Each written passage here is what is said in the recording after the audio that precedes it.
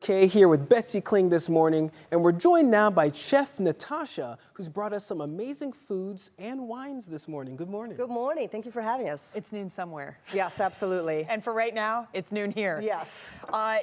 It's always interesting when you go to the store and you see, and we have all rosés here. Yes. They try to make the bottles very pretty. Obviously, they are appealing to their most prevalent pink wine customer, if you will. Right.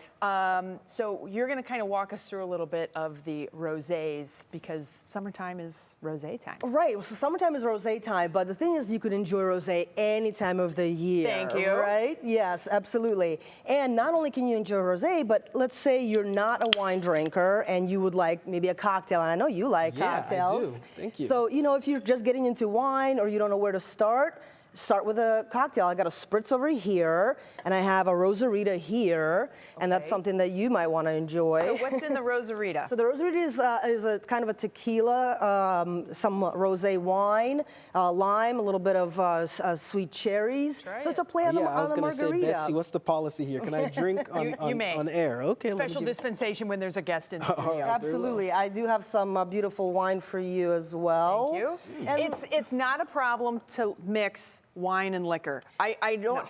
So I go back to college when it was like, that was a major no-no. Right. You never cross over the line. It is okay. It's okay. And if you know what you're doing, and also the great thing about rosé is that it's playful, it's easy, it's fun, so don't be scared of it. It's also great to pair with almost any food. So let's say you're having a dinner party, you're not sure, do I do a red, do I do a white?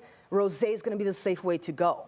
Okay. It kind of pairs really well with anything. Meat, fish, spicy food, easy stuff. What is the hallmark of a good rosé? So if you want to kind of expand your horizons, start with something French. That's kind of where it started. Actually, historians kind of agree that rosé was the first wine ever in the world. Really? Going back to almost 3,000 years ago. Originating where? Around France and Greece. Okay. Yes. So you kind of want to start in that region, and then work your way around the world. That's what we're going to do at the event. We're going to taste wines from Spain, Italy, Australia, Argentina. You're having the Argentina right now. It's really good. It's so different. Yes. So you kind of get that sweet and floral, but it's not sweet. Right. And that's kind of some misconception about wine, is that if it's maybe darker, it's very sweet, but that's not necessarily true.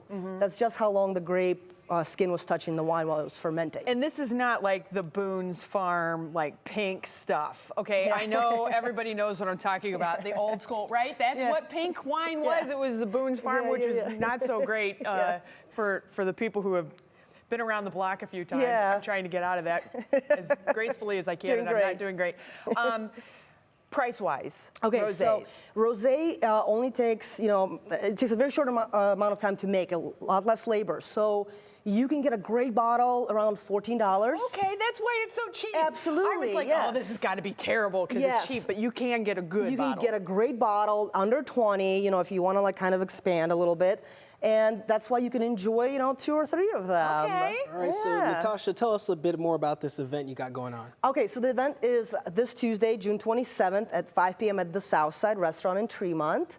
We're going to have a sommelier there, Mary Horn, who can give you all the inside sips, all the inside little scoops. I will do some pairing with the food. Awesome. Yeah, it's going to be, kind of easy. It's a soiree, kind of have some wine, a little bit of food, meet new people, and enjoy. And if you've never done a tasting where you actually get multiple wines paired with food, it's amazing how the two work together or don't. Yes. Well, absolutely. It's a great way to kind of segue into kind of what do you want to do this summer. It gives you some ideas, something for your own cocktail, barbecue party with friends. How's your Rosarita? It's good. It's good. I'm going to take this back to my desk. I've seen you with a sip here and there. Absolutely. I've been toasting mine. Well, Chef Natasha, thank you so much for joining us this morning. Thank you for having me. Thank you. Come back anytime. Absolutely. Thank you, guys. And Southside is over in Tremont if you want to swing by, and they do brunch on Saturday and Sunday. Lots of Bloody Marys. We love our Bloody Marys. All right, let's take a look at what's